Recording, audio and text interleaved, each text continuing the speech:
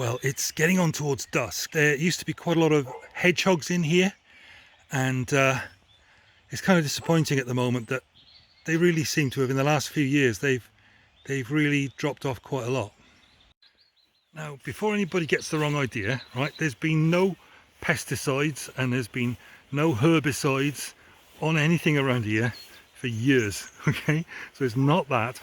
What we have had is a burgeoning population of badgers, and it looks like the poor little things have been predated. And while I'm out here, I'm having a little look around just to make sure, because we have had a fox running along that fence line down the bottom there. Just have a look around and see if there's any foxes about yet. Doesn't look like it. Looks pretty quiet out here. Now, what's that all done? It's put me in mind of a famous essay from about 1958 by Isaiah Berlin called "The Hedgehog and the Fox," and that's picking up on an older poem by a Greek guy, 680 BC, way back, Archilochus. We've only got fragments of his poems, but he said this: "A fox knows many things, but a hedgehog knows one big thing." What old Archilochus was getting at, and I was hoping to be able to show you, was the way that something's landed on my hand. Was the way that a fox will be out here of an evening and he's looking for multiple solutions to multiple issues. He'll be casting about the place. He'll be looking around. Is there any worms about? Is there any small mammals about? Is there anything I can get for my tea? They solve their problems by just the latest thing. You know, they're all random like that. They'll just adapt and go for whatever's about. They're opportunistic. But to deal with his problems, the hedgehog has one solution. He rolls up in a tight ball. Now, what Isaiah Berlin was all about in his essay, "The Hedgehog and the Fox," what he was on about was the way people deal with their problems. And he was saying, what sort of problem solver are you? Are you like a hedgehog? One solution. Go for that. Stick by it. Or you're like a fox, casting about for any answer that comes along from time to time. There was a famous time when Paul, the apostle, you know, he was at Athens with all the clever people up there at the university kind of thing.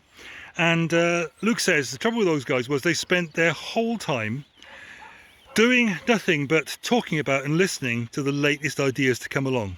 Bit like the fox, if you like. And there was Paul, the guy who had a clear view of the world. One big story that made sense of it all to fit together. Paul the apostle. But Paul dealt with those people who were sort of flitting around for the latest ideas all the time. He dealt with them not like a hedgehog, nor like a fox, but a bit of both. He was open-handed with them in that he cited their poets, he engaged with their ideas and the thoughts of their latest philosophical schools.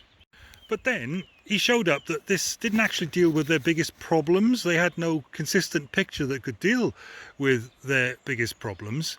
Because this casting around for new ideas all the time, it left them with a couple of big questions. They couldn't be certain that they knew who God was, or that there even was a God. They couldn't be certain about God or who he was, and they couldn't deal with the concept of death. Now those are the big questions. And at that point, Paul's open hand became a more closed fist as he told them some clear realities. He said, look around you. Look at the wonder of the creation around you. There is a God. He is the creator. The author is authoritative. And he speaks and makes things plain to you. He shows you who he is. He shows you who he is in Jesus, who went around doing and saying and being what you'd expect God to be and say and do. And then he dealt with the biggest problem we've got. You see, death is the ultimate reality that philosophy or religion or faith or just human beings have to deal with. And with Jesus, we've got one who actually dealt with it, came back from it having conquered it, and said, if you follow me, I'll deal with it for you too. That sounds like a pretty closed fist solution. It's a definite, clear, not casting round or being vague, looking at the latest idea and flitting around all the time, but a straightforward thing rooted in some historical realities. Do you know, I sat in a lecture at university on one occasion with a Regius professor, an Oxford Regius professor of history, and he was a bit eccentric. And he ran through his lecture for a bit on something that was putting us all to sleep. And bless him, he just stopped mid-flow and he said, "Gentlemen," and there were ladies in the room, but he hadn't got over the fact there were women in the university yet. He was a bit old.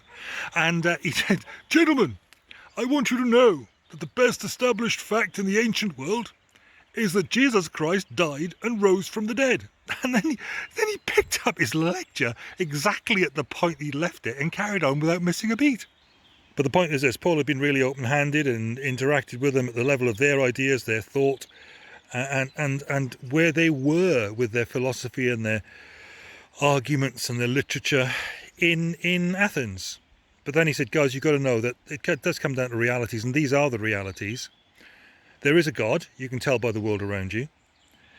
The creator, the author of it all, is authoritative, and he speaks and he shows us what he's like in Jesus. And Jesus deals with the big reality that none of us can deal with, the ultimate final enemy of death. And at the base of everything, those are the sorts of things, those are the sorts of issues that we need some answers to if we're going to have a solid foundation for our lives. He made it all. Honestly, the probability of this just happening, what I'm standing in at the moment, listening to and looking at, the complexity of this happening because of a big explosion many years ago, the probabilities of that are remote. There's the hand of a creator, a designer in all of this. That's hard reality. If there's an author, then he's authoritative because he's the one who made it. He knows the maker's instructions, he wrote them, and he can tell us the way things are. And he says, look, you want to know what I'm like? Look at Jesus. And then Jesus deals with the biggest problem, the biggest issue that any of us is ever going to have. Defeats death. And then makes a promise. You follow me, I'll deal with it for you too. So the big question for each one of us then is, are we going to be like the fox, always casting around looking for the latest thing? Or are we going to go with Paul's closed hand when he says, look, this is what it is.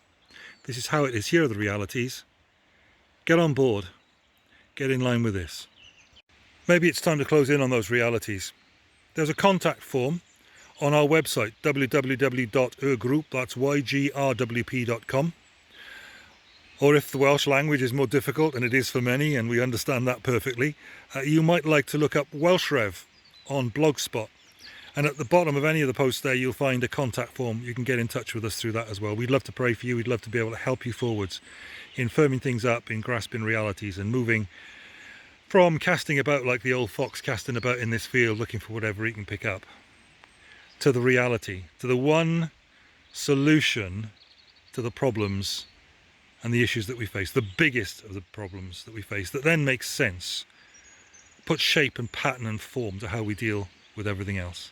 Thanks for listening on this beautiful evening, again, to the Word for the Week.